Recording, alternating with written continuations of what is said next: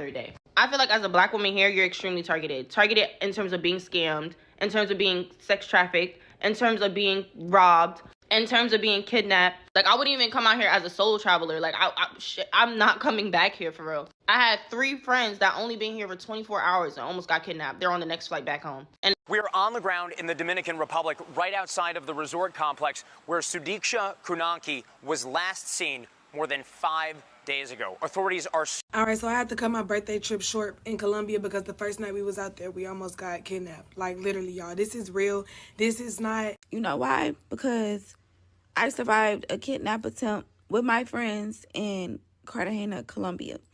Please, I don't have any time for any gossip now. Eh? Yes. Look at you. Do something with it. It's just money coming to me easily. Money coming in and needing me. Money coming in repeatedly. Money coming, it's just money coming. It's just money coming to me frequently. Money coming in to be with me. Money coming in secretly. Money coming, it's just money coming. It's just money coming to me always. Money coming in all day. Money coming in all paid. Money coming, it's just money coming. It's just money coming to me frequently. Money coming in to be with me.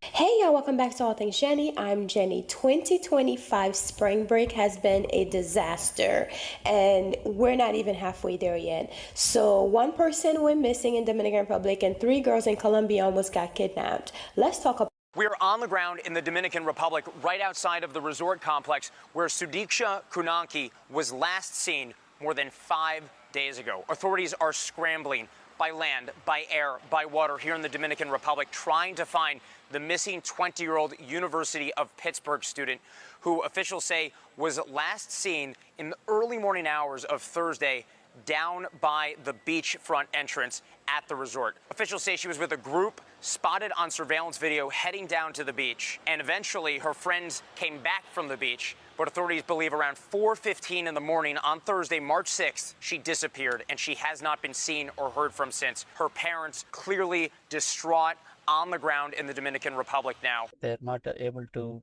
find my daughter. On Monday, the sheriff from where Kunanki lives in Virginia said that her friends, as of Monday, were still being held in the Dominican Republic for further interviews. Officials in the U.S.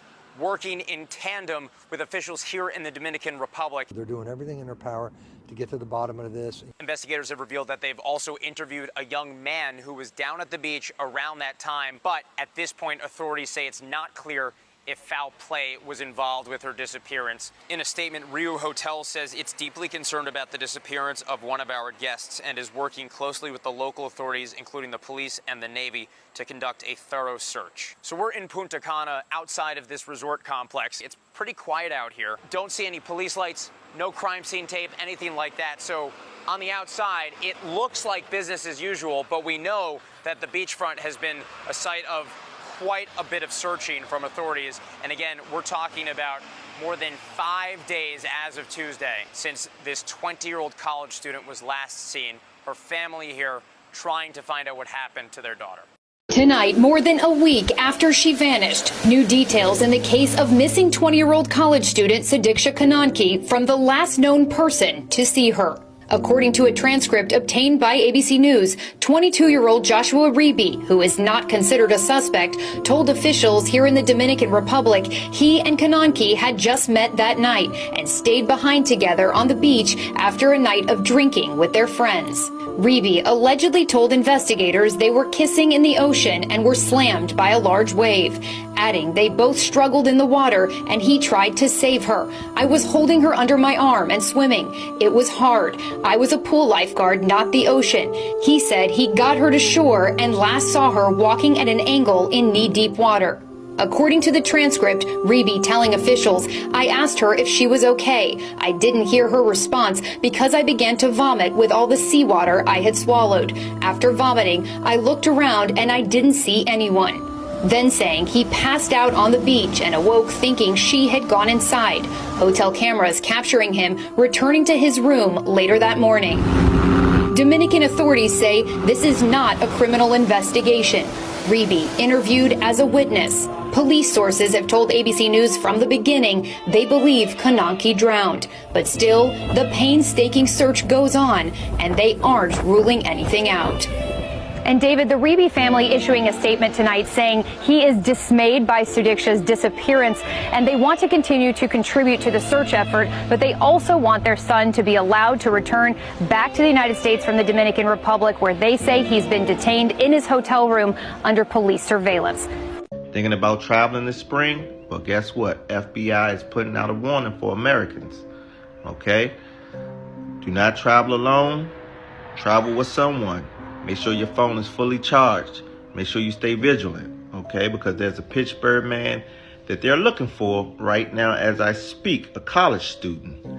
And he was going to the Dominican Republic to a resort, and he's missing, basically. And they're saying that Americans are going to be the #1 target. So do not travel alone. Travel with someone. Have your cell phone fully charged. And stay vigilant at these airports. And most important, take a certified taxi. Take a certified shuttle. Okay, don't take one of these. I got a ride for you for $10. All right. So make sure you guys stay safe out there for the spring break and enjoy yourself. My mom would always tell me, listen to your gut, listen to your intuition, over and over again, and I would get annoyed. But I realize now she would tell me those things because incidents like this can happen. This is the story of Sudiksha Kunaki. She is a 20-year-old student at the University of Pittsburgh. She went on a spring break trip with her friends to the Dominican Republic, and I'm pretty sure it was one night. She went to the beach. She met a guy, and he wasn't on the trip with them. He didn't fly in with them. It was just a random guy. I'm pretty sure his name was Joshua. He's an American, and she stayed on the beach alone with him. And then from that point on, the friends didn't report her missing till the next day, I'm pretty sure, and they still went on an excursion. I would kind of panic if my friend was missing, especially if she did not come back to the hotel room and I remember her just staying alone with a random person. My mom always tells me, even if you do drink, make sure you're able to be conscious. Make sure you're able to make your own decisions, because that is so important, especially when you're out of the country. It is really sad and there's still no update on finding her. I could only imagine how the parents feel. Let me know what you guys think happened, your thoughts in the comments below. Okay, so story time on basically the spring break week from hell. For the spring break trip, me and my friends decided to stay at Rio Republica in Punta Cana from Monday, March 3rd through Friday, March 7th. And I just want to preface that I've been on many vacations before, and this is by far like the worst that I've ever been on. And I've also stayed at Rio Bamboo back in 2019, and it was a really good like vacation besides the food, but everything was fine. But this resort was just like unacceptable. I also want to say I'm not trashing on the staff that was at the resort. They were very nice and very accommodating and deeply tried to make this experience like a very enjoyable one for us. It was just the one customer service agent that we just had a lot of problems with and was very rude and dismissive towards us. Okay, so to start, before we even got to DR, me and my friend almost didn't make it on the plane because of the e-ticket that you have to fill out. And I'm gonna admit that it's our fault. We should have fully read our email and saw that we had to fill out this form and the night before, and we didn't. But when trying to fill out the form the day of, it wasn't working. It wasn't letting me like select the day of my birthday. I would get through the whole form and try to submit it, and it would say like network error. I think I submitted about like 10-15 times and it still didn't work. And then when it comes to transportation, the transportation is free when you book like through Rio, but our experience with the transportation was just a little off, a little weird. So there like wasn't much seats left, so my friend had to sit like in the front, but it was like a 3 like seater, so it was like fine. But while she was sitting up there, the driver was kind of like touching her leg, looking at her like repeatedly, like just in a weird way, making her kind of uncomfortable. And he also passed our resort to drop off other people to then loop around back to our resort. So then we were the only ones left like in the car, and he like pulled out his lighter and like lit it up and like gave us a look, and we just like kind of didn't really know what was going on, because like I know some Spanish but not a lot, but like it was almost as if he was insinuating like smoking, and we were just like, we just want to get to our resort. Then at the resort, it took us almost like over 2 hours to check in, but literally the first day 2 of my friend's key cards weren't working to open up the room. And there's also only one plug by the bed. The other ones are like scattered around, but even the other ones are like hard to charge your phone because they're very loose and your charger will fall out. So we were using like glass cups to like hold it up. And also, anytime that we tried to request like new towels to like shower, wash our face with, they smelled like puke. And we did bring this up to customer service and they just like did nothing about it. So the second day, Tuesday, we woke up and there was no running water, and I put a request in on the app, and I think they ended up fixing it like a couple hours later, but we had no running water to like shower, brush our teeth, like go to the bathroom. Like we couldn't flush the toilet. We ended up using the water bottles because we were just like, whatever, like it's a little bump in the road, like we can use the water bottles, it's fine. But later on it got worse. But like overall, like the first day, like the staff was nice, the food was decent. When it comes to drinks, don't expect them to kind of like be good or be exactly what you're kind of used to. Like there's so many people at the bar that the bartenders don't have time to really like take their time and make the drinks like kind of correctly. They kind of just throw everything together and give it to you, so the drink might not be like what you expect it to be. Wednesday morning at like 1:30 a.m. like the resort entirely like shut down, like power, water, everything. I think the power turned on around like 6 a.m. because in our room the lights turned on, so we woke up, but then I think it only lasted an hour and then it shut back off because then we woke up again at like 8. The power was not on anymore. And I know you guys are saying in the comments that like DR is a third world country, and I know that, but I have been to DR before and been to other resorts and this has like never happened to me. I know the locals live like without water, without like electricity sometimes, but when you're paying and using your own money to pay for a resort, you expect to at least have the basic necessities, or for the resort to have like a backup generator or like a contingency plan in place in case any of this happens, or to at least inform the people that are staying at the resort that they're like working on it, that like they're gonna try and solve it as soon as possible. Here's some like solutions to help you like in the meantime. None of this like happened, and like we weren't informed on anything, and we had friends that were staying at other resorts or other reuse and this wasn't happening to them at all. But like me and my friends were looking forward to this trip for months, and for them it was their first time going to DR, and I wanted them to enjoy the island as much as I have in the past, and for this vacation to be the first vacation and their first experience like going to DR was just very upsetting and unfortunate. The video that I posted was a literal minute and a half of just me complaining after the fact of like trying to get help from the front desk and nobody was trying to help us. But we like tried to make the most of it and tried to just laugh our way through the situation and make the best of it. But we did book a excursion that day, so we were off the resort for like at least 6 hours. But I know for breakfast that morning there was a couple of meats and stuff out. I know we didn't touch them because we didn't know how long ago they were cooked or if they were really good or if they were like sitting out for a while. But we mostly stuck to fruit and pastries. We just didn't want to risk it because the food was kind of already questionable to begin with. But after our excursion, we got back to the resort around 6 p.m. and the power was still out, but for only half of the resort. So if you are planning on going, the part of the resort that didn't have power was the one closer to the beach. Our side had running water, but it was cold. It was fine. We still showered, but we just had no electricity, so we had to kind of like shower in the dark or use our like phone flashlights. So when it came to charging our phone or just letting our parents know like if we were okay or not, we had to go to the gym to charge our phones. And there was also like 50 other people in the gym charging their phones.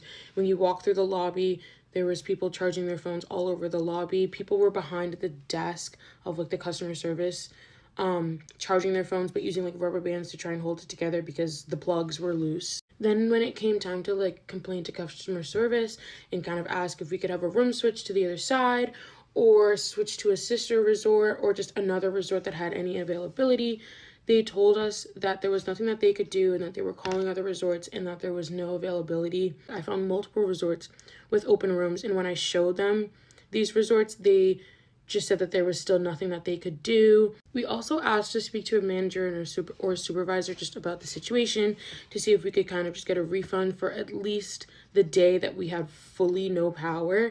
And when we asked to speak to a supervisor, they said that there was none, that he's not on site, that we cannot talk to him.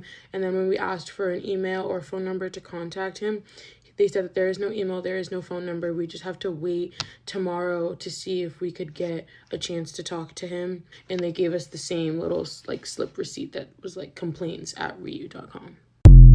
So while doing the research on the young lady that actually passed away at a resort in Dominican Republic, a 20-year-old college student, I started seeing about 3 black girls who went to Colombia, Cartagena, Colombia, almost got kidnapped by their taxi driver, basically, right? So in this story, you're going to hear all 3 parts of their stories. Each and every one of them made separate parts of the stories because they didn't want to tell each other's personal stories of how they experienced it. So each and every section is going to have a different part of the girls telling their stories. Obviously, we don't have the one of the girl in the Dominican Republic because she's no longer with us. But these stories are very chilling because at the end of the day, we all always try to go on vacation and, try to have a good time. And a lot of the time, things can happen whether you're with your friends or by yourself. So you got to pay attention. You got to be careful when you're on vacation. I was just on a vacation and the same thing almost happened. I've been to a lot of countries, but as a black woman who loves to travel, I do not recommend coming to Colombia. And I'm here right now. This is my 3rd day here. I do not recommend coming out here for multiple reasons. And I've only been here for 3 days. And this is the beginning of my 3rd day. I feel like as a black woman here, you're extremely targeted. Targeted in terms of being scammed, in terms of being sex trafficked, in terms of being robbed, in terms of being kidnapped. Like, I wouldn't even come out here as a solo traveler. Like, I'm not coming back here for real. I had 3 friends that only been here for 24 hours and almost got kidnapped. They're on the next flight back home. And that's not my story to tell, so I'm gonna let her tell it to you when she gets herself together and, she's fine. The yellow taxi cabs, they're not to be trusted. You can't take Ubers and Lyft out here because it's illegal. It's like if you don't have a driver or somebody that knows the area, don't come out here. Like, I have a driver. By the grace of God, like, I found somebody before I came out here, and I trust him with my life because he's been making sure I've been good since I got here. I have not walked into a store, into an excursion without him coming inside with me or without him taking there. And every time it's time for me to be picked up, he's 15 minutes early. He do not play about us. This country is legitimately 80% men, probably 20% women. You see when y'all be going to these little like DR, Jamaica, you guys can wear your little bathing suits with their cover. I didn't even feel comfortable enough to walk around with my bathing suit and a cover up out. I feel like I was literally a walking target. Like, I feel like people thought I was selling myself. And then on top of that, this country for sure do not try to adjust to Americans. They don't even try to learn English. Like, a lot of them really don't give a fuck to try to learn English at all. They're just gonna hit you with a Google Translate and put that phone in your face. My security downstairs and where I'm staying at, they don't know not a fucking lick of English. All they know is passport number for us to get in. And that's another thing. They require your fucking passport number for everything. They require your passport number to get into your hotel. They require your passport number to book some of the restaurants. They require your passport number to book your excursions. They ask for your first name, your last name, and your passport number for literally everything. And then I know they have like the people that be trying to sell things to you, like the little people that be in the streets that try to sell things to you. They're so, like, I understand, like, when I seen videos and people saying like, oh, they're annoying, like they don't know how to leave you alone. No, it's more than just annoyance. Like, they will shove these things in your face and you can say no. And I'm from fucking New York. Like, I know how to say no to anybody. They're not gonna walk away from you, bro. They'll put it in your face like, here. Nothing out here is free. If they sing to you, that's not free. If they dance for you, that's not free. If you want to take a picture, that's not free. Don't touch nothing. Don't accept no free samples. Because once you touch it, they're gonna tell you to pay for it. My first day here, 2 girls from North Carolina told me they got scammed out of $1,100. They try to charge their card $1,100 for 2 beach chairs, 2 margaritas, and like a lobster dinner. $1,100 US. 20 of them surrounded them on the beach, and they was like, oh no, we're gonna call policia. And they did not give a fuck. They was just like, okay, call the police in Spanish. They was like, okay, whatever. They ended up settling for giving them $400 US in cash. This is not a place where you can pull your money out because they're gonna target you. If you buy from one vendor, they're gonna all swarm you until you try to buy from all of them. Don't make no eye contact with them, no nothing. The catcalling it does not stop. It does not stop. Like, this is the first place that I really feel like I want to wear all my long dresses. I don't want to wear nothing revealing, no nothing, because it's literally 80% men out here, 20% women. The sex trafficking ring out here is so freaking high. Like I was supposed to go to the club tonight. I don't even think I want to go no more. The scenery is beautiful. Don't get me wrong. The food is beautiful. I have met so many beautiful people, but this is somewhere I will not recommend any black woman to go to unless you're going in a group that includes men. Like, unless you have men in your group. And if you're going in a group of girls, like my friends that almost got kidnapped yesterday, it was 3 of them. And they bigger than me. Like, they're big, hefty, like they could pack a punch. It's 3 of them. I wouldn't even recommend like a girls trip here like at all. Like there's so many other countries that you guys can go to that's so welcoming to like black women and Americans. This is not the country for that. This is a great guys trip. This is not the country for that. There's not even enough, like even as a guy, like there's not even women out here for y'all to even come out here. Like no, the way they treat Spanish tourists and white tourists is not the same way how they treat black people. It's not. Like, they don't bother them as much. They don't target them as much. They don't be in their face as much. Bro, we were sitting on a party bus, and they was trying to offer us to smoke weed. I haven't seen not one person smoke a weed in this fucking country. Not one person. I haven't seen a vape. I haven't seen a cigarette. I haven't seen nobody smoking since I got here. And you trying to sell us weed? It's giving you want to lace us. Like, all of this shit is just weird, bro. Like I said, I traveled to a lot of different countries, and y'all be seeing my TikToks. Colombia is not somewhere I'm going to come back again. So far, I'm having a great time in terms of that. But, like, my friend's situation just scared the fuck out of me, low-key. I'm just happy, like I said, I have a trusted driver who's been taking me around. Like, I haven't been booking no taxis, no Ubers, no nothing. And he stays with us. And every excursion that we really booked, most of it was, like, through Airbnb or through him. And I've done spoken to these people, so I know we'll be fine until it's time for us to go back home. But, no. Never again. Never the fuck again. The fact that I'm laying right here, right now in my bed is so surreal to me. You know why? Because I survived a kidnap attempt with my friends in Cartagena, Colombia. Excuse my lashes, y'all. I keep crying. Like, this is something that is so traumatizing to me. And I just decided to share my story because I know so many people who travel and you never would think that it would be you. This is going to be a simplified version. I already told the full story on my Instagram, but I just wanted to share it on TikTok as well. So this should just be a shorter version. So me and my friends met up with a mutual friend that just so happened to be in Colombia. We decided to do a party bus tour. Once the party bus was over, they did leave with their private driver because they had a meal to go eat with their private chef. And we was just like, okay, well, we're going to go grab some food because the food at our resort was nasty. So we ended up going to Casa Palenque. Now, this is not like a random area. Tourists go here all the time. When I tell y'all, it's kind of like, I want to say like a Bourbon Street. I don't know if y'all ever been to New Orleans, but it's basically like a strip. Like, it's a lot of people out there that's been there. It's like, it was a public place. So we ate. I had me a little hookah. My phone did get stolen, so I'm going to include as much pictures as I can, but I really don't have anything to show y'all. So once it was time to go, there's taxis, like, all over the place, like, you know, to take you home. If you go to Cartagena, Colombia, do not trust the yellow taxis whatsoever. The first taxi we went to was trying to charge us $50, and we was like, no, we don't want the $50. After that, we went with the second taxi, and it's crazy because he charged us $50 too, but we was just like, at that point, it was like, okay, honestly, if we keep trying, they're all going to charge us $50. We just wanted to get home. Our hotel was about 30 minutes from where we were at in the city. So we was just like, okay, forget it. We're going to go ahead and take it. So we told him where we were going, and he said, okay. He never put in his GPS. We just took that as, this is his city. I know my way around my city without a GPS, so that's why we didn't think anything of it. Come back for part 2. Okay, here's part 2 on surviving my kidnap attempt in Cartagena, Colombia. So people told us that the Ubers was illegal. That is the only reason we were taking taxi. How we knew that Ubers weren't illegal, we would not have took a taxi. We just thought that it made sense to take, you know, what was legal. We weren't trying to get in trouble in a foreign country. So I'm not going to go into deep details as far as the red flags. I'm just going to give y'all all the red flags that we seen, which led up to the event, and then I'm going to tell y'all the event. First red flag, he did not use the GPS. We assumed that he knew where he was going because this was his city. We told him where we needed to go, but we did put in our GPS the hotel resort so that we could track it. We did that anytime we got in a car with anybody because that, I don't know, that's just how I am, even if I take an Uber back home here where I'm from. Number 2, he kept looking back at me. My friend sat in the passenger side. I sat behind her, and my other friend sat in the seat behind him. He kept looking back the whole ride. I didn't know. I'm not going to lie. Colombians, they were flirtatious, very flirtatious. So I didn't know what he was on, but I didn't say anything to him. He did not talk the entire time. Let's start there. He didn't say a word. He kept taking wrong turns. My friend had to tell him, like, hey, no, you're supposed to keep straight because he kept trying to take a left. Oh, no, make a right. Like, our time went up from 23 minutes. We were 23 minutes away from our hotel. It went up to, like, 25. And then it started going down from there. My friend who was in the front seat, of course, she could see more what's going on in the front.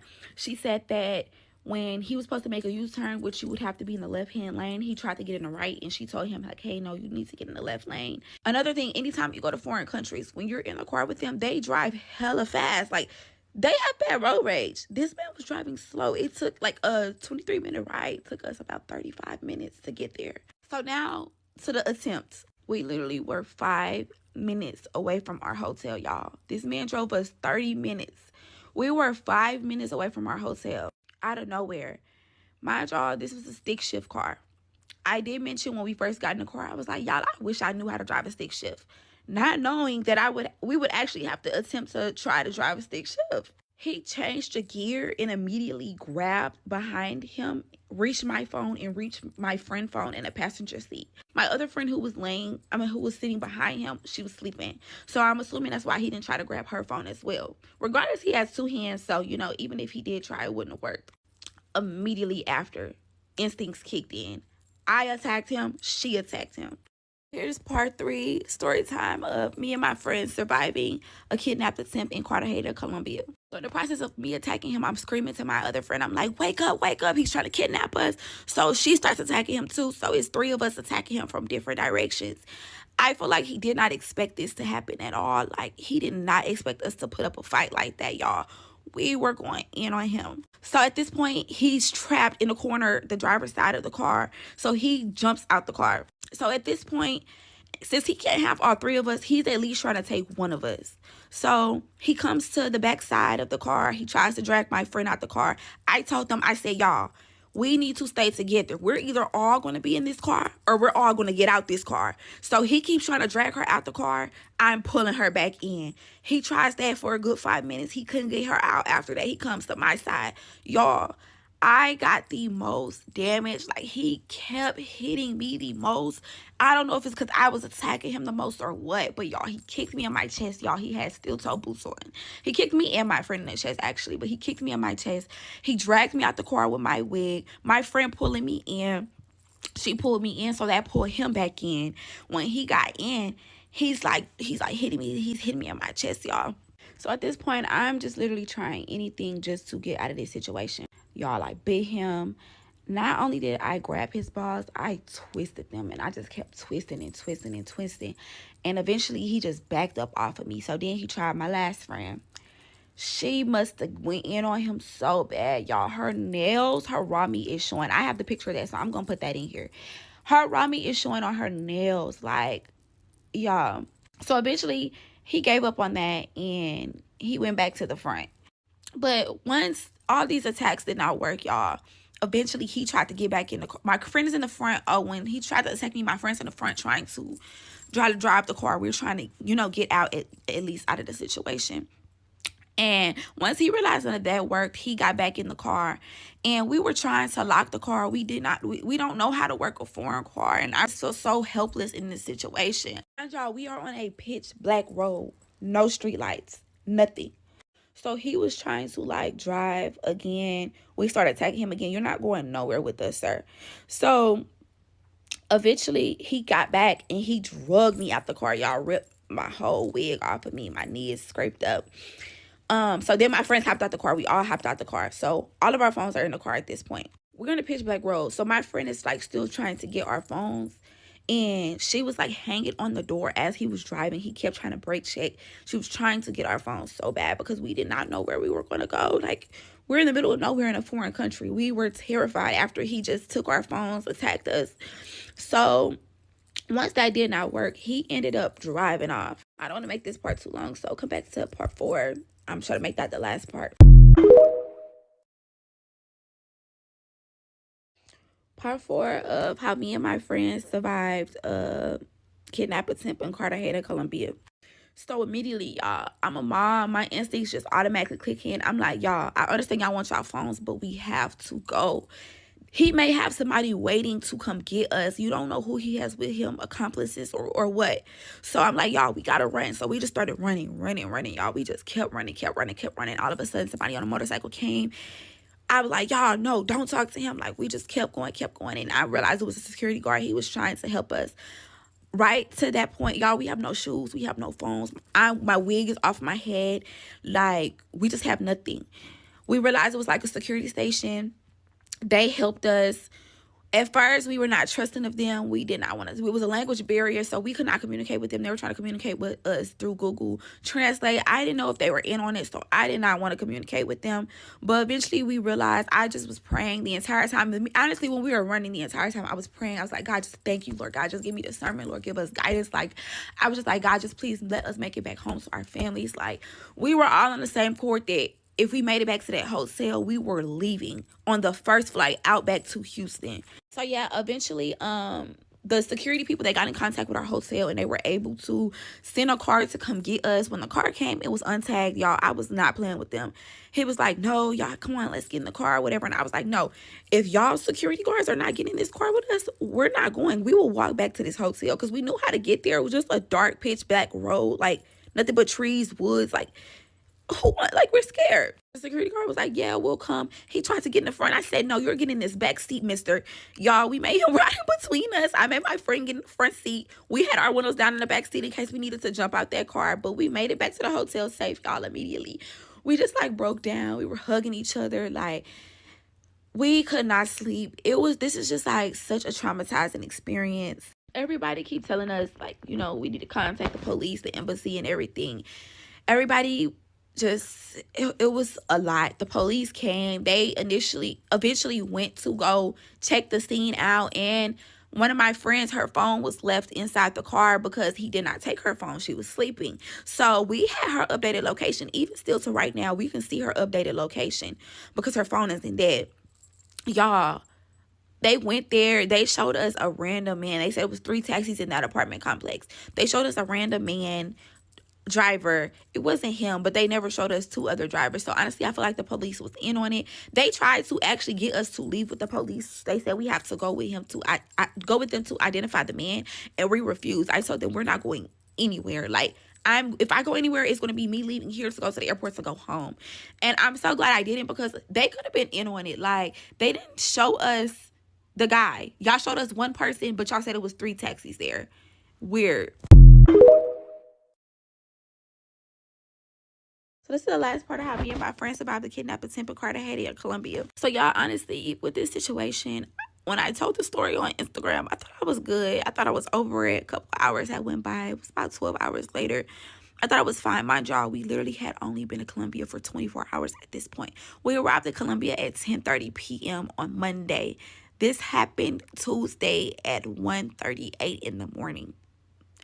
We were literally texting each other in the ride the entire time, which is crazy because we were literally had just joked about, like, I told her, I said, he acting weird. If he tries something, we're going to take his car. Not knowing that a minute later, he would snatch our phones and we could have been sex trafficked, y'all. He literally had 3 motorcycles waiting down the road, but because we had passed them up and beat him up to that point, they didn't come to that point because we were so close to where the security was. They did not want us to get caught. I just want to tell anybody who decides to go to Cartagena, Colombia, if you ever decide, get a private driver. Honestly, I wouldn't even trust the street food. Get you a private chef. Like, do not trust the yellow taxis. Do not go anywhere by yourself. Keep the communication with those people to a bare minimum because they scam. Even when we bought stuff off the street, y'all, they kept trying to scam us and overcharge us. This man tried to sell my friend some gas, some Zaza. He wanted $50 for 3.5. For 3.5. Do you think we're agreeing? Mind you, nobody out there was smoking. That was skeptical. He told me, I got that sticky icky. No, you kept your sticky and your icky because nobody wants that. My biggest fear was going out here and getting like a stomach bug. I didn't got kidnapped. That was the least of my worries. Like, this is just such a traumatizing experience. One minute I'm crying, the next minute I'm happy because I'm like, dang, I really made it back home. I just keep thinking about how so many people do not make it back home. And nobody understands how I feel in this situation except my 2 friends who were there with me. It's so many emotions, y'all. I'm paranoid. Like, when I got off the plane, I'm checking over my shoulder. Like, I know I'm going to have to go to therapy for this situation because it's so traumatizing. Like, I'm sorry, y'all. My voice is going in and out because I keep crying. Like, this is just such a devastating experience. And it makes me want to set out on traveling. We literally had another trip booked for May. This literally makes me want to sit out on traveling. We've said forget the trip, forget the money we spent. Y'all, we spent so much money on this trip. It's just not even worth it. Be safe. Watch your surroundings.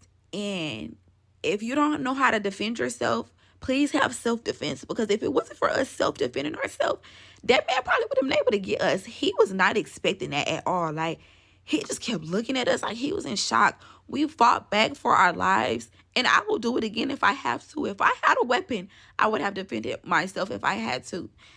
Please just be cautious, y'all, as a young female, like anywhere. Because men do not have the same experience in these foreign countries that we have.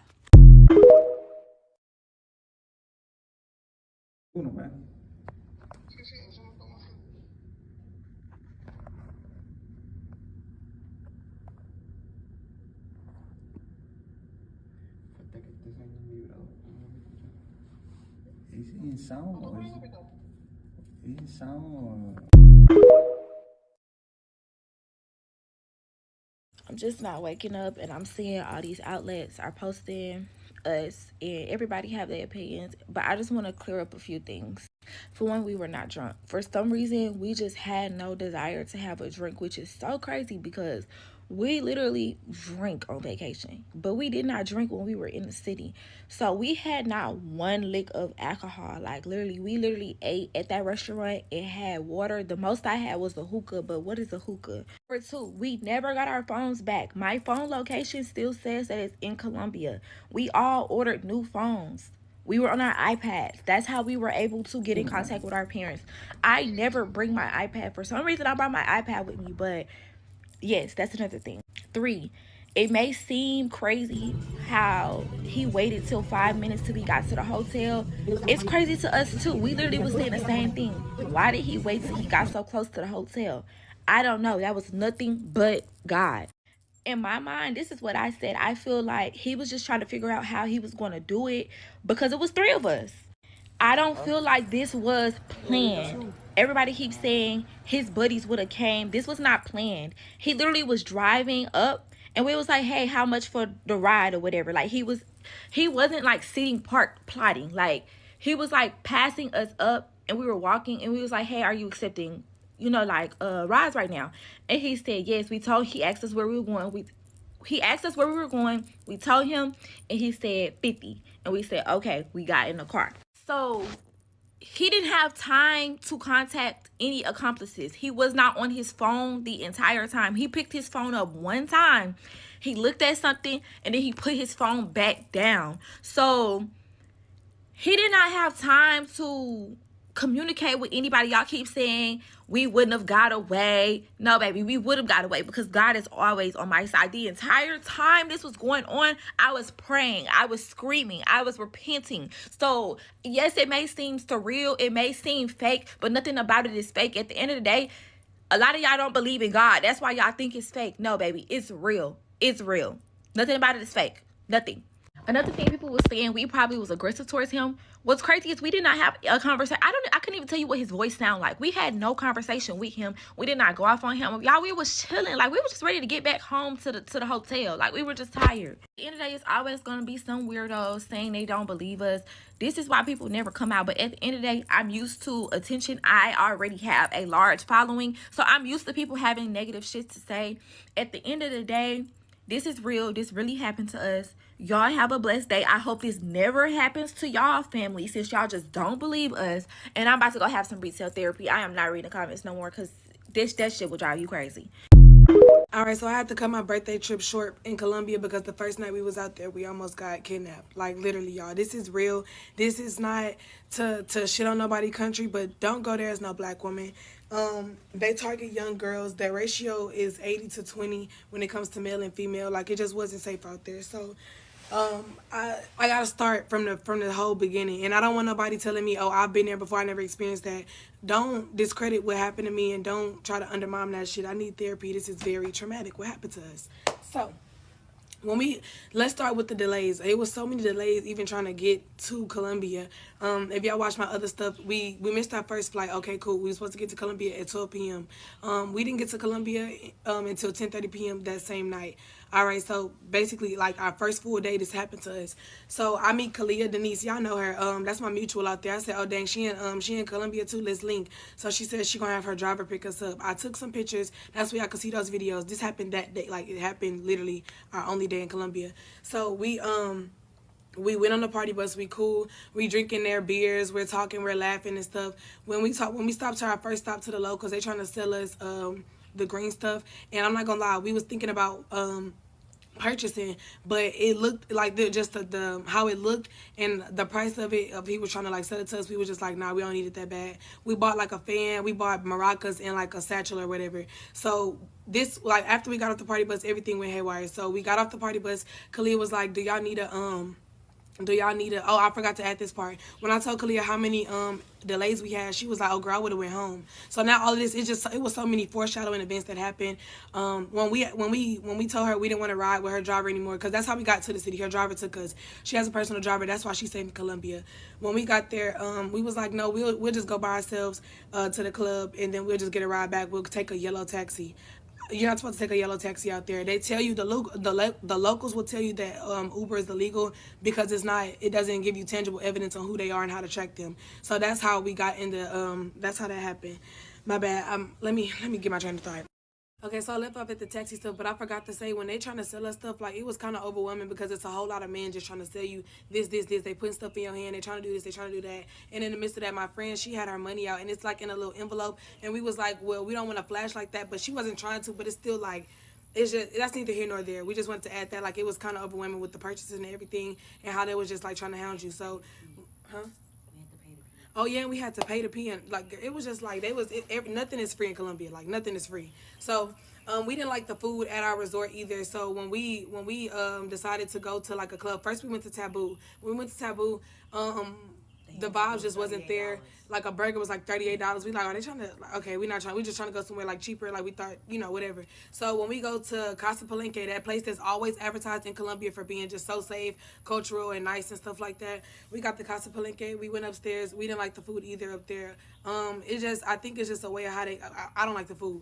So when we got off for the taxis, we know not to go up to the equal people that's just trying to like take you. So well, not trying to take you, but like trying to just like accommodate you. I don't know. We just didn't go up to him. When he told us that it was 50, we was like, okay, never mind, we walking away. So he's watching us just walk away wherever we walking, and we ran into this man. Before we ran into this man, I hope I had a video when I get my phone. Like, you know how they be rapping to y'all? He was rapping to us, bate chocolate, and then I didn't want to buy, I didn't want to pay him for that because I'm trying to get in my Uber. Like, you came up to me. And then even had it down to the cat calling, like, the eye mommy, the biting. They wanted kisses and stuff like that. Like, it's just too, like, overly saturated with flirtation. I don't know. So when we got into the second one, it was a nice, handsome man. Like, the one that did this to us, nice, handsome, young looking. Like, he don't look like, but then again, you can't, don't judge a book. So when we got in there, he told us it was 52. Like, it was 50 as well. We was like, you know what, we probably not gonna get no cheaper because our hotel, we didn't know. We stayed at Dreams Caribana. It's in the cut. So when he told us 50, we got in.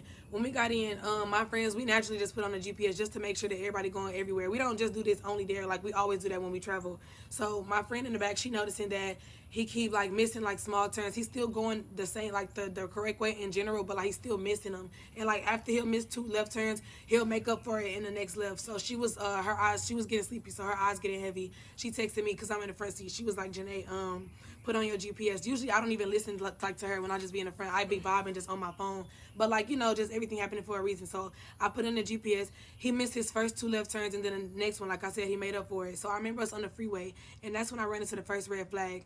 Usually when we in another country, they always drive like fast, trying to get you where they gotta go because they're going back to where the money is, like where the meeting points are, because it's touristy.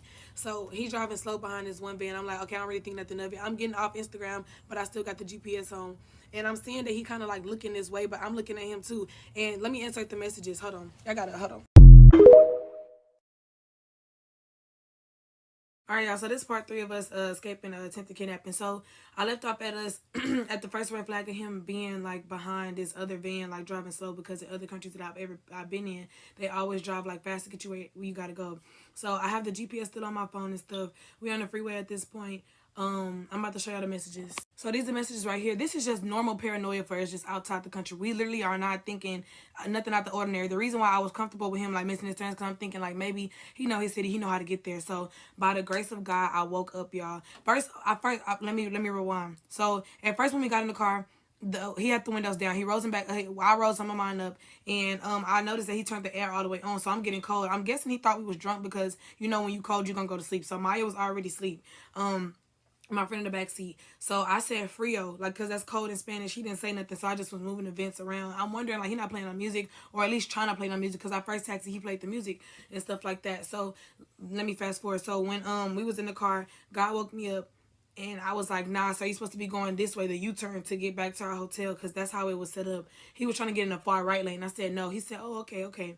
So when we get in the cut of the hotel, it's like, we 5 minutes away from the hotel, y'all. So probably like, what, a mile and a half, 2 miles, something like that. So he said, your GPS?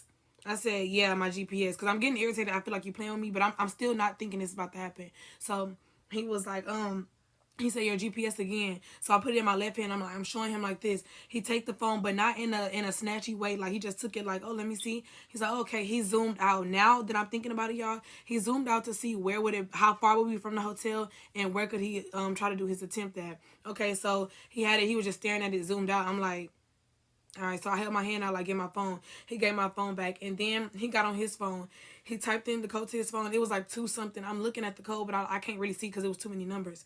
So he got on his phone. I think he went to, like, Safari or somewhere where his search was, typed in a few words, nothing too out the regular. He slid his phone back on top of the steering wheel, and then he tried to make a left turn, but like I said, he had the directions already. You already knew to go straight. So as soon as he tried to buck the left, I said, no sir, you going straight. You know where we're going here. You know where we're going. Okay, straight. The way this man threw his car in, like, literally a couple seconds later, he was like, okay, straight. I don't know. I think we passed over a speed bump, or since he was already, like, slowing down, trying to speed back up because I told him go straight. That's how it was, like, so comfortable and so convenient for him to hurry up and go in gear like that. So he went in gear, smooth as hell. Gear, in that same sentence, in that same breath, he took me and my friend phone. Like, he took mine with his left and hers with the right. And then he starts, like, lunging at her. So Lex didn't waste no time. And I'm glad that all of our fight or flight senses was on right then. We wasn't trying to give my phone, be scared or nothing. I really don't know what his end game was because, anyway, let me fast forward. So he took her phone. Boom. As soon as her phone relieved her hand, she punching. Now I start punching from the side because, mind you, he's lunging from the driver's seat to the back to my friend. So she like she punching him and stuff, and I'm punching him from the side. So then my friend wake up. She said, Maya, this whole ass, like, this nigga trying to kidnap us. So she's punching him. They both get it, like, he's getting punched by both of them in the back. When he comes to the front, and I'm punching him too. I'm punching him. And then he gets out the car. When he gets out the car, he kicks me, steel toe boot, like the way my hand is right here in my chest. Kicked the shit out of me like this. And I felt it, but I didn't feel that as much as the impact because my adrenaline, I'm like, because I'm really shocked. So are you serious? Like, are you, what the, like, come on. Okay, but I don't have no time to, like, act like I'm shocked. We still, like, punching. So he closes the door, and then he tries to pull my friend out. And I got to come with a 4. All right, so I left off when he chest kicked me, and then he went to the back seat trying to grab Maya. So y'all know that Lex was already like, Maya, get up, this nigga trying to kidnap us. So he opened the door. He trying to pull Maya out the car. Lex is trying to pull him in. So I really thank God for Lex verbally telling all of us, like, what to do and how to navigate. I'm pretty sure we would have figured it out, but, like, just her instruction just helped. So she was thinking, in her mindset, she was telling us, like, either we gonna all be in this car and lock him out and try to drive off, like we said in the messages. I'm gonna post the other part too. And then she said, fuck, what'd I say? Pulling Maya out the car. I'm still in the front trying to work the stick. I don't know where the clutch is. I keep pushing the brake in the gear, but obviously it's a stick shift. So he realized that he can't go on that, like, he can't pull Maya out from the angle, like, from the back, the driver back door. So he goes on the passenger back door where Lex is at, trying to pull her out. Lex still fighting. We fighting. So now he pulled Lex out the car by her wig. So I'm looking for our phones and, like, trying to drive off, but I couldn't do it, so I'm punching him, like, anywhere I can. So now that Lex and him are by this door, he pulled her out the car by the wig, and and Maya trying to pull Lex in at this point. So now she pulling this way, and I'm guessing she pulled so hard that Maya and Lex was on top of each other. Like, Maya was at the end on the back driver, and then Lex was right here on top, and the man was on top of both of them. So that's how Lex started. That's why I did the hand movement like that. Lex was twisting that man nuts and biting his face, and I'm just jawing him. I'm like, Lord, please. I don't even remember my nails coming off. I don't recall any of that except this one coming off when I hit him with my right hand. But We were fighting for a long time, y'all. Like, we only saying what we remember, but it had to be way more other factors because we wore this man out. Like, he literally gave up. So when he's pulling us like that, fuck, I keep losing my train of thought. I'm sorry. He leave them alone. He get out the car now. He's coming back around from the back way to the front seat. So now they telling me like, Janae, lock the door, try to drive off. I could not find the lock of it. So he tries to we doing a struggle right here, y'all. I literally Hulk smashed the door. Not that, but I'm pulling the door like this and it breaks off. The whole interior part of the door breaks off. And I don't know, did we get, like, when he did that, when the door broke, did I get out the car? I think I got out the car. The first time when you was playing tug of war with him, yeah, that's when we tried to drive off. Yeah, but I couldn't. Yeah. So then I think, okay, yeah. After the door broke off, I went to the passenger side, and that's when I was trying to look for our phones. And he got out the car and was just fighting them two, and he's staring like he just doing a. He stopped and he stared because I'm guessing thinking like this is not how I wanted it to go, and it definitely wasn't. Like we was fighting for so long. I'm only like anyway. So now I'm thinking like fuck, we at least need one phone. So Lex start running off. As she's running, I'm holding on to the car like this.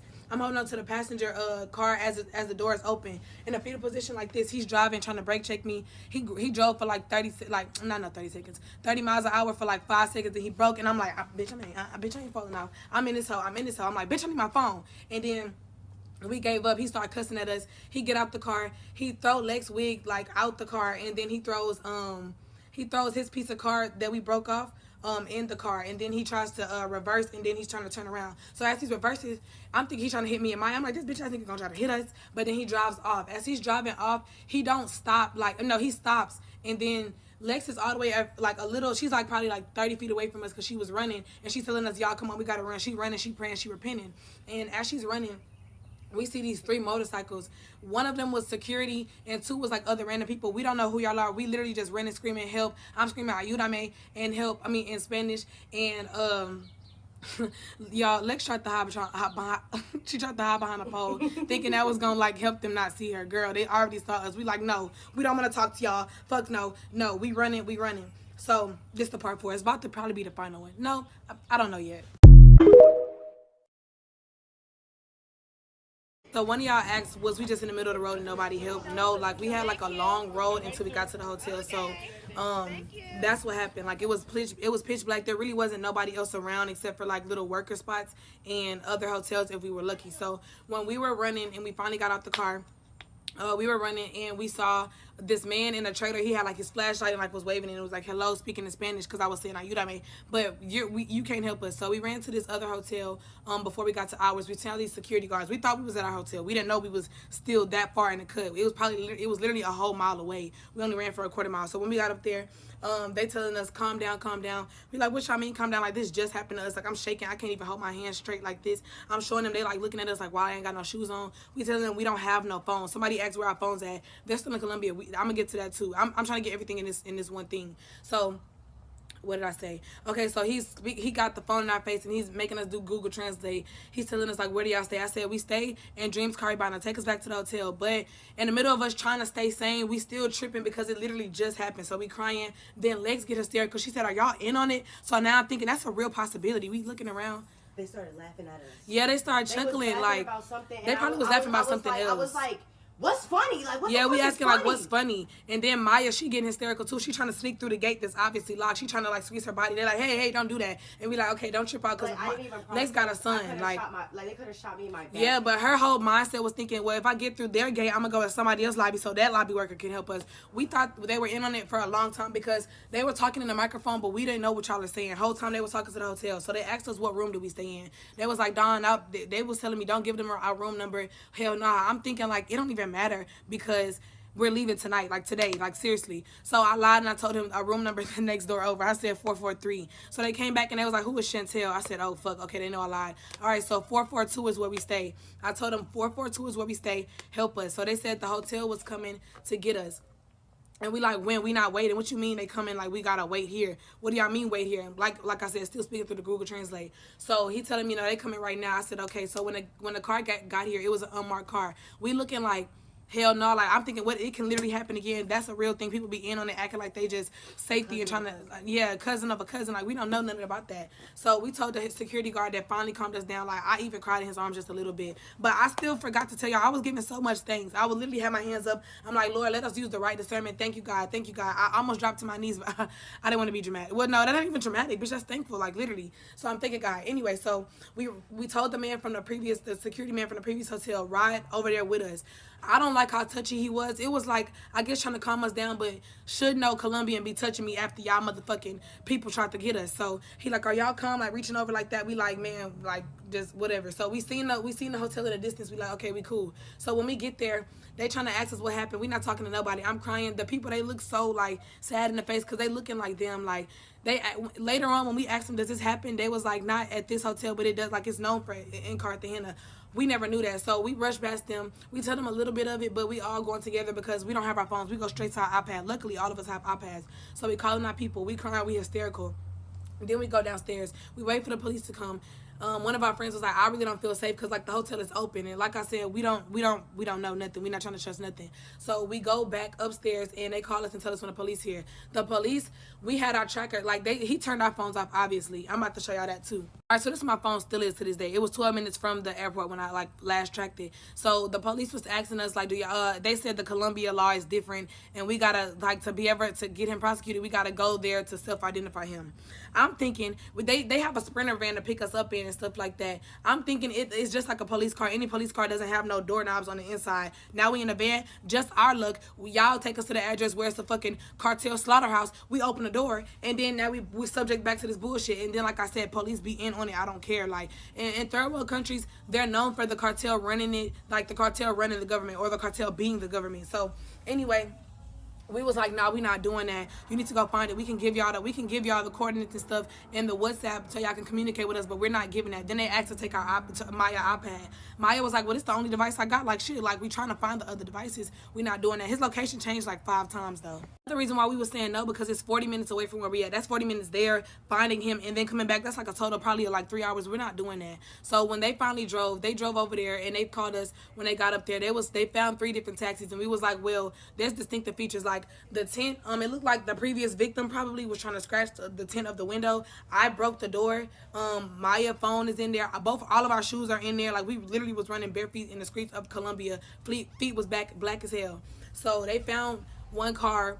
They didn't want to look through none of them because they didn't have probable cause, even though our phones are probable cause. So they go to this one man and they was like, we're gonna call y'all back. We're gonna try to call the owner of the taxi and ask them could they unlock the door. If a person is a criminal, they're not gonna unlock it. And then we gave them a description. The person that they found was the exact opposite. We said he was Moreno. That means dark with a goatee and he was young. They gave us an old light skinned yellow bone Colombian man with no facial hair, just old as shit.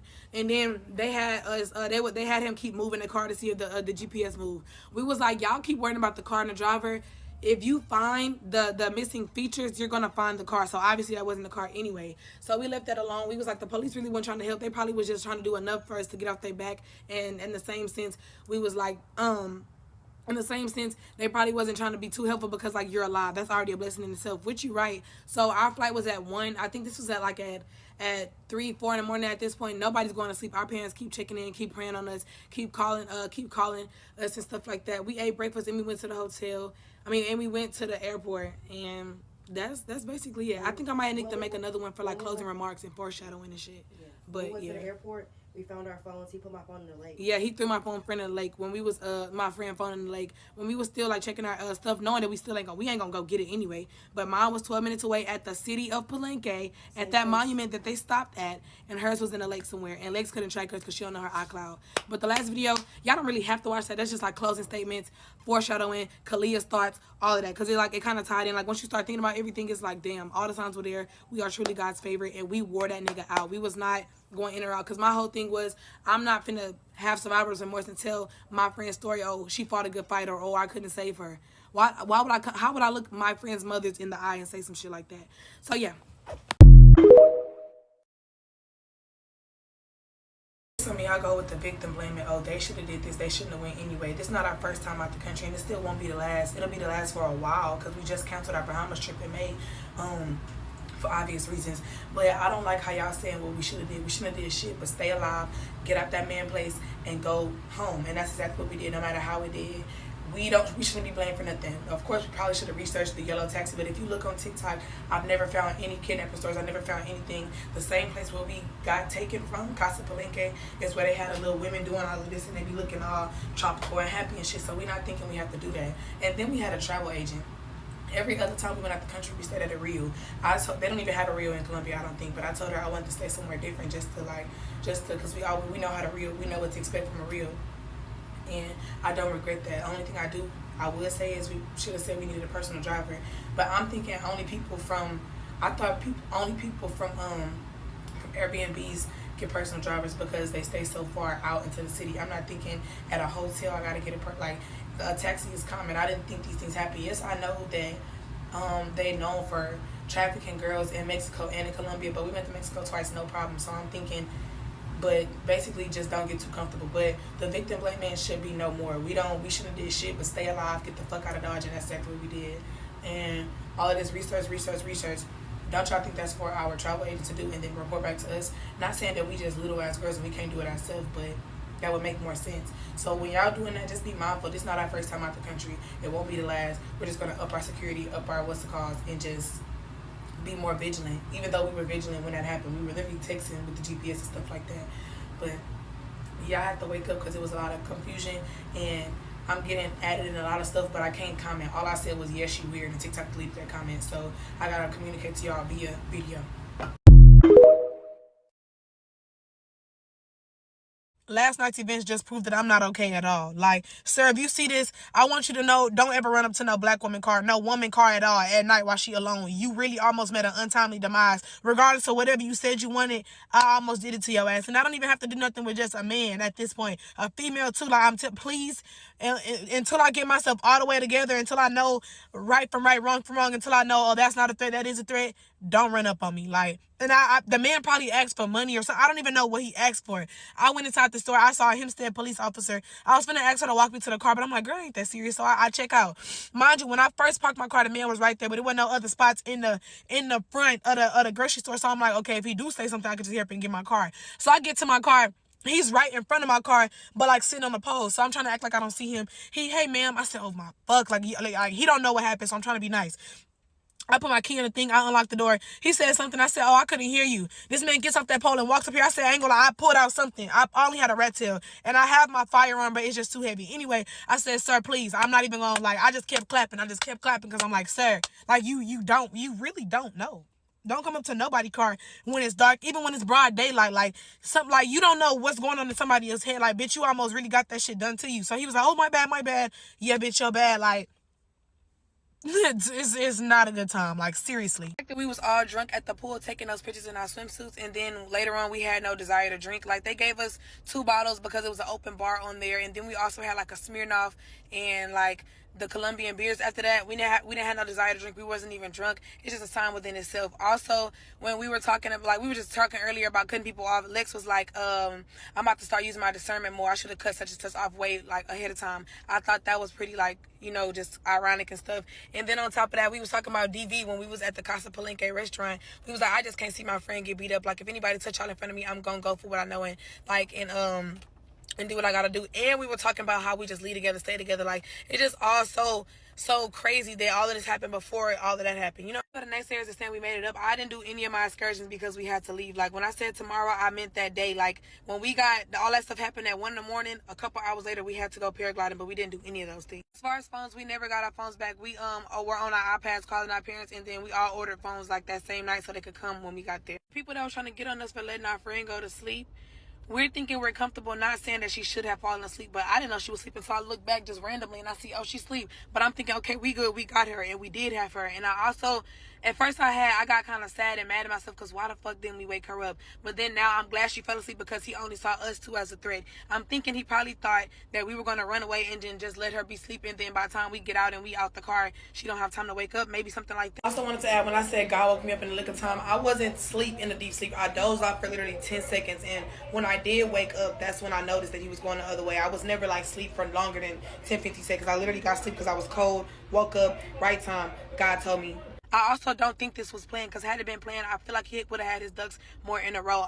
When we were fighting, he had his phone in his hand for some of the parts, and I'm thinking if we would have lit up just even for a little bit, he would have took his phone out and called back up and stuff like that. But the 3 motorcycles, that could have been a coincidence, but then again, why security riding on motorcycles at night? So maybe he did have it. I really don't know, but I didn't see him on his phone, for real. You might see us laughing, but none of this is funny, truly. And sometimes I even get survivor's remorse, like, damn, like imagine if one girl was off point even a little bit and now she's not alive to tell the story or free to tell the story. Like, our parents call us every day. It would have been out the ordinary. Imagine what they had to go through. What if they didn't have enough funds to get to Colombia and try to look for their daughters? And then when they got to Colombia, where do you go from there? Because all of our phones, like, yeah.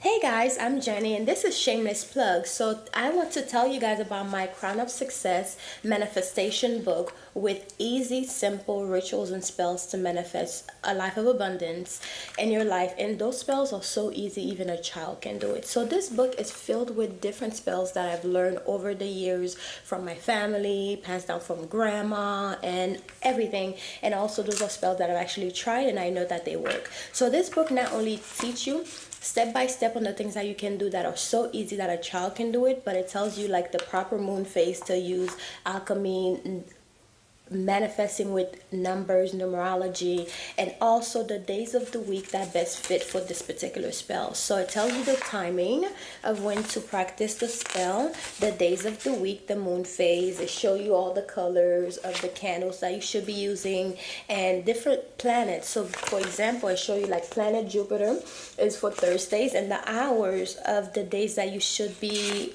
doing the spell. So this is an easy road opener spell. So I know a lot of people like to do like different spell work, but if your roads are blocked, of course your spells are not going to work. So it's good to unblock yourself first and then start using the spell, especially with the new years and the new days to come. And also I have some amazing spells in here. This is a powerful quick money spell. So if you're in the bind for some money and you're just trying to get some money, and I even have some easy powerful spell to win game of chance. So if you are a gambler, now I don't promote gambling, but if you are a gambler and you're just trying to make some money and trying to make sure you win, these spells will definitely help you. It tells you the best days to do it. So it says the best days to perform this spell is on a Thursday, Jupiter day. Jupiter is the planet of good fortune, luck, and expansion. Jupiter is the best day to perform spells that boost luck and increase your chance of success in any game of chance or any money spell, period. It has a list of so many spells that you can incorporate in your life with this new year to bring prosperity. And I even put some bonus spells on here, which for Saturday is a day to do like protection work. So I have a spell for like send back to senders. So I put some bonus spells on here, and then a protection with Archangel Michael. So there's so many spells on here. Removing the evil eye spell, so you can remove evil eye in your money and also in your everyday life. New Year home blessing spell, and I know it's been a few days since the new year started, but you can always do a home blessing spell any days of the week. As long as you need it, you could do it. So anyways, guys, this is my book. It's called Crown of Success by Jenny, and it's available on Amazon, the ebook and also the physical copying. So please grab a copy if you're interested in supporting this channel. This is a way to support the channel and to support me as well for putting out, content every day for you guys to enjoy. So I hope you guys enjoyed this book, and I hope you go and grab your copy, whether it's the ebook or the physical copy. I say have a physical copy, but it's really up to how much, your wallet and what you can afford. So anyways, I'll talk to you guys later. Bye. Mwah. This is a shameless plug, so just check out my channel, okay? Love you guys. Mwah.